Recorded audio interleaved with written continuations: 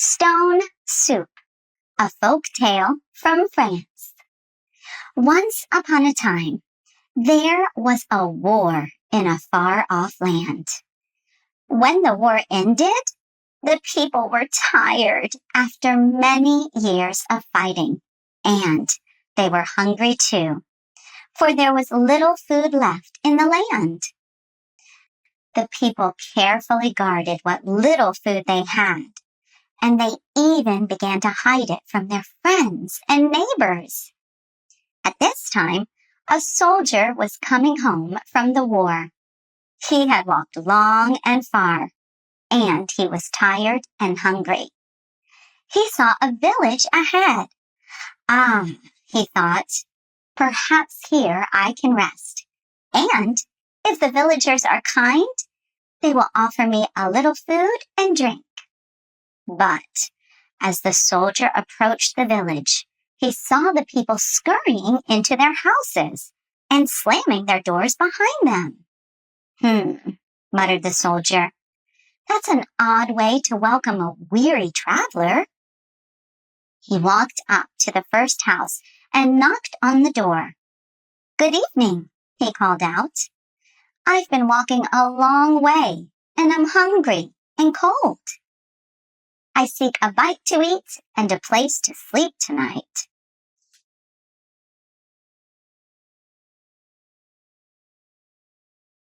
Just keep walking, cried a voice from inside. We have hardly enough food for ourselves and nothing to share. The soldier sighed and knocked on the next door. Good evening, he called. I have been walking long and am hungry and cold. Go away, cried a voice from inside. There's hardly a bite to eat in all the land, and certainly none to spare. The soldier knocked at every door, but no one would let him in or give him even a morsel of food. So he walked to the square at the center of the village, and there he stopped. He patted each of his many pockets, as though searching for something important. Then he gave a great smile and announced in a loud voice, Ah, here it is, as he pulled a smooth, round stone from one of his pockets.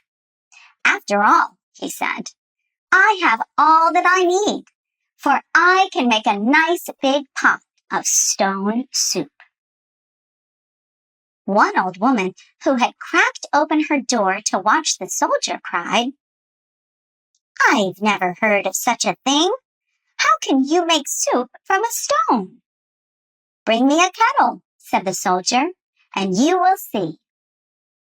The old woman brought out a small rusty pot. The soldier shook his head and said, Thank you, but I will need a bigger pot if I am going to cook for the whole village. For the whole village? Exclaimed the old woman.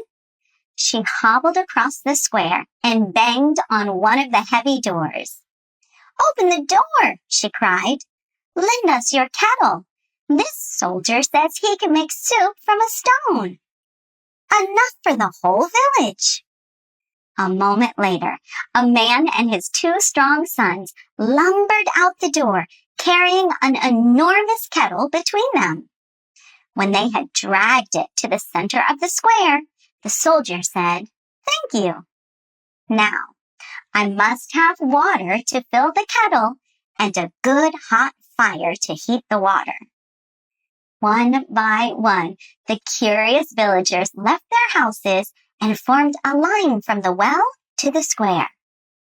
They passed buckets of water from hand to fill the kettle. They piled logs under the kettle and built a roaring fire. Then they crowded around the soldier and watched as he carefully dropped the stone into the kettle and began to stir. After a little while, he dipped a spoon into the kettle and tasted a small sip. Ah, he exclaimed, it's good, very good indeed. But if I had just a pinch of salt, and a dash of pepper, it would be even better. I might have a grain or two left in my cupboard, a woman said. She ran home, and when she returned, she dropped a fistful of salt and a cupful of pepper into the boiling water. Imagine, she said, soup made from a stone. Thank you, said the soldier. Now, if we had a carrot and perhaps a potato or two, I could make this soup truly delicious. Surely we have a carrot or a potato left in our garden, a man said. He ran home and returned with an armful of carrots and a sack of potatoes. And see here, cried the soldier, your neighbor has also brought an onion the size of the moon. The villagers laughed, and one or two patted the man on the back. The man chopped the vegetables, dropped them into the boiling water, and said, imagine, soup made from a stone. The soldier took another taste of the soup. Marvelous, he cried.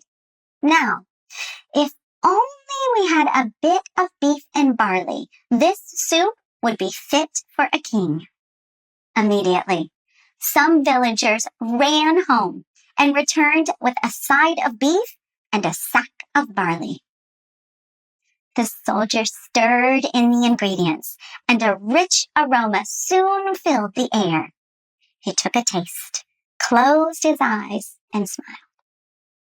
Just then, a small child with bright red hair approached. She looked up at the soldier with shy eyes.